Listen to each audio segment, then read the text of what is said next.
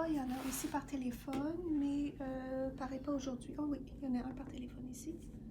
Souvent, je fais ceux par téléphone à la fin de la journée, comme ça, parce que je tombe souvent en retard. C'est très commun parce qu'ils sont cédulés aux 15 minutes.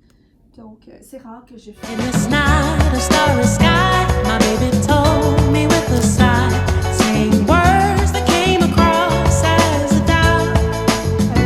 I reassured that every day my love is strong and gently placed in your heart. It's shown I can't live without. Every mountain, every sea can never stray a bird in me, no matter the state of space and time. Keep us close and keep us dear, not just today, but every year. You were made to keep your focus in my mind. Yeah. So in the spring, sometime before the end of school, Perhaps. Okay. And what were you taking before? Was it Tapasol? Something to.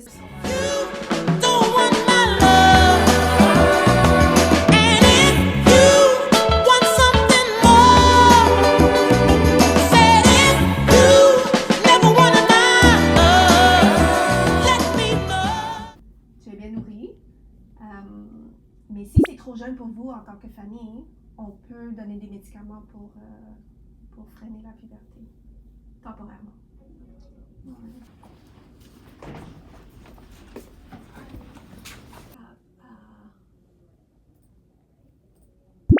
I should look up all the lab results that he had done. Et demi, elle serait là. Si on transmet sa taille d'aujourd'hui à une fille de 10 ans et demi, elle serait là entre cette ligne et la ligne de... I don't know. They estimated that he would be about 5'6", 5'7". Yeah. And she said I gave him growth hormones purely because I did. Ensuite, normal. Ça, c'est aussi un test pour le diabète. TSH, 5.97. OK. Possible, disons-le. Qu'elle se développe éventuellement une vraie puberté un peu plus jeune que la normale. Donc, sure. When I finish my note, when I finish my note later, then I'll send Sure. to Dr. Rossi. Where do you see him? I think he has two offices. Right here, I see. On Sherbrooke? Yeah. Oh, okay, Sherbrooke. Because he also works, I think, on As the a South Shore. Shantucky, Yeah. but I come here. Okay, perfect. On Sherbrooke. On Sherbrooke. Okay, so I'll send that to him. Was there anything else that you wanted to talk about today? I'm here today.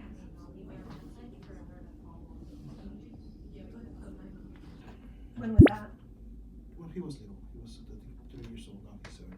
Okay.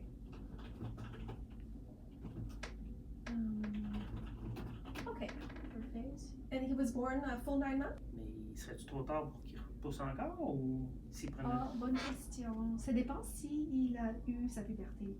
Ben, moi, je pense qu'il y a eu. Il est Ok. rendu à 20 en 2001, 2003. Ok, donc il a...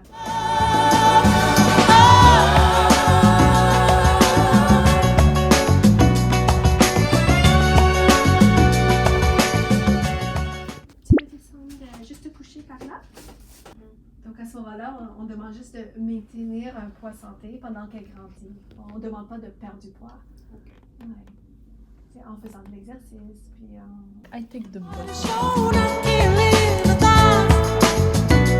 Every mountain, every sea can never stray a bird in me, no matter the state of space and time.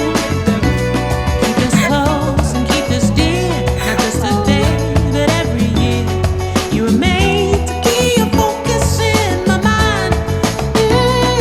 But if you don't want my love, and if you want